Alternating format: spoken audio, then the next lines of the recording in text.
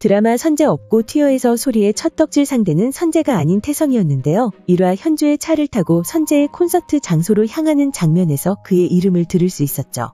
현주가 선재의 졸업 사진을 소리에게 보여주고 있었고 선재가 바로 앞 학교에 다니고 있었기 때문에 왜 그때부터 선재를 좋아하지 않았는지 후회하는 소리였습니다. 그런 그녀에게 현주는 그때는 다른 사람을 덕질하고 있었지 않냐는 말을 건넸고 그를 떠올린 소리는 태성의 졸업사진을 찾고 있었죠.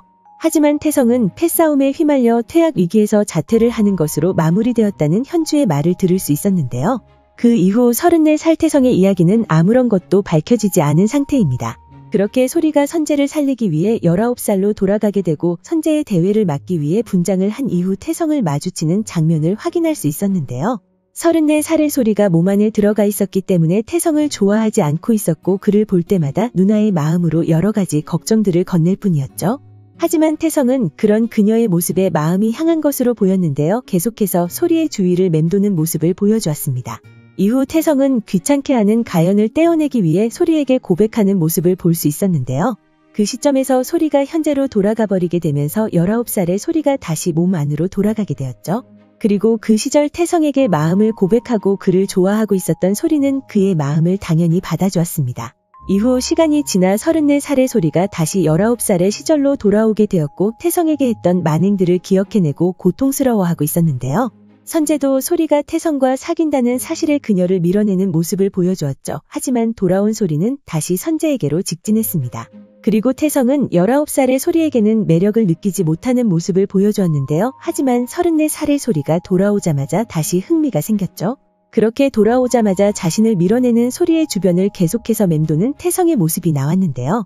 이후 태성이 귀찮게 하는 가연을 떼어놓기 위해 자신과 사귄 것이라는 사실을 알게 된 소리는 헤어지자는 말과 함께 다시는 돌아올 소리를 흔들지 말라며 으름장을 놓았죠. 그런 그녀의 모습에 태성은 떨어져 나가는 것도 소리에게 화를 내는 것도 아닌 자신이 진짜 소리를 좋아하는 것 같다는 말을 건넸습니다. 그렇게 이후 선재도 태성이 소리에게 차였다는 사실을 알게 되고 기뻐하는 귀여운 장면도 함께 볼 수 있었는데요.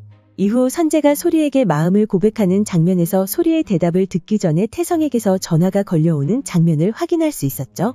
그리고 소리의 엄마가 병원에 계신다는 사실을 듣고 달려가는 두 사람이었고 소리는 엄마가 수술을 해야 하는 상황이라는 것도 알게 되었습니다.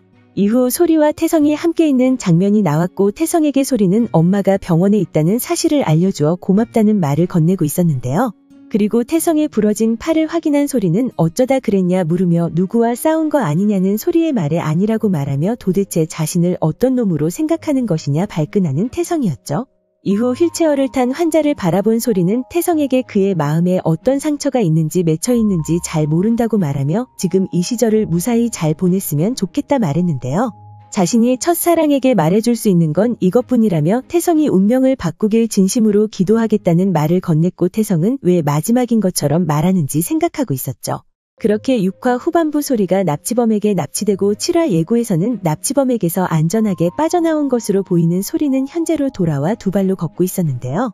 선재를 찾아가 보았지만 그녀를 모른다는 대답만 돌아올 뿐이었죠. 그리고 예고 후반부 장면에서는 휴대폰을 확인한 소리가 아닐 거라는 말을 남기고 어디론가 달려가고 있었습니다.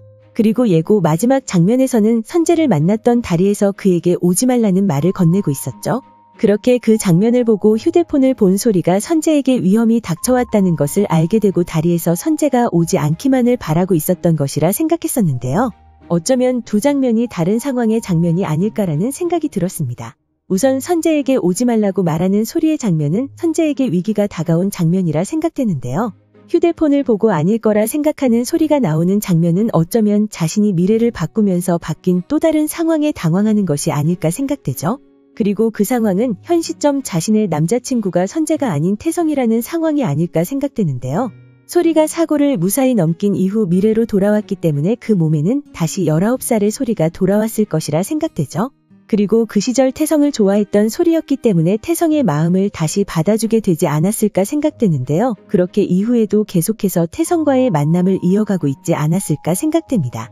그리고 소리가 태성에게 해주었던 조언 때문에 태성은 패싸움에 휘말리지 않고 졸업을 했을 것이라 생각되는데요. 고등학교 시절 이클립스 멤버였던 그였기에 그도 현 시점에서 선재와 같은 그룹이 되지 않았을까 생각되죠.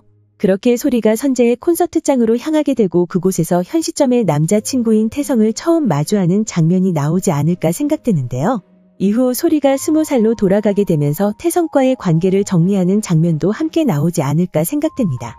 과연 현 시점에서 소리와 태성의 관계는 제 생각대로 사귀는 사이가 맞을까요? 오늘 준비한 영상은 여기까지입니다. 시청해주셔서 감사합니다.